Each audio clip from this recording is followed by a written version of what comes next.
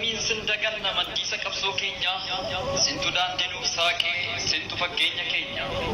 Guyyaa gaafa elemoon qabsoo hidhannoo labse guyyaa gaafa Ziyaad Barree abaa humnaan cabse guyyaa uummanni Oromoo gabrummaa diduuf ka'ee guyyaa rasaasni abaa'oo tokko jedhee dhuka'e. Guyyaa gaddaaf yaadannoo guyyaa irbuushitti lubbuu ofii kennanii nuuf dhangalaasan dhiiga. Guyyoota kabajamoo Oromoon qabu keessaa amajjii gaafa.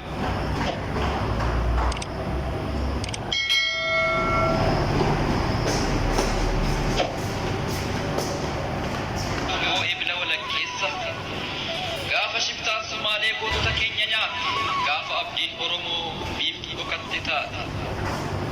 Kan araddaa shannigaa gaafa lola eenyummaa gaafa ilmaan abbaa gadaa agarsiisan tokkummaa.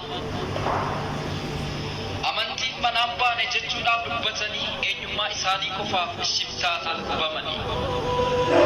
Oromoo jennee baanee amantiif jennee gallu amantiif hin qabsoofne jaallan ofirraan qabnu. Jechuun diina didanii dhuman goototni keenya walumaan biyyee taane seenaaf kaa'uu dandeenya. Muslima yoo taanes yookaanii kiristiyaana amantiif ganda caalaa oromummaatu taana. Gaafa gadaa gammadoo gaafa magarsaa barii nuti Oromoodha jedhan gaafa shiftaan Sumaaleef loltoonni Ziyaad Barree amantii qooduu fedhan. Gaafa muhee abdoo fi gaafa abboomaa miti fuulagaan wal qooduu didan.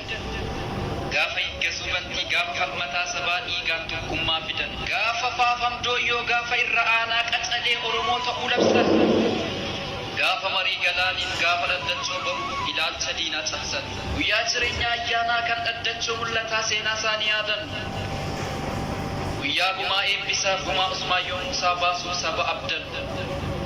Guyyaa nadhii gammadaaf guyyaa laggasaa wagiif dungoo qabsiifnee teenye. Guyyaa gootota qaaliif goota wareegamaniif siidaa yaadannoo keenya. Guyyaa kun guyyaa caalti guyyaa mul'ataaf abdii warra beeku irratti dhuguma seenaa qabdi. Jechuun kaayyoo isaanii afaan tokkoon ka'anii shiftoota.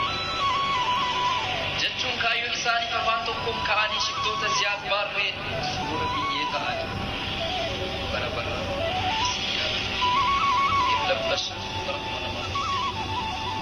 barreessi barii gana.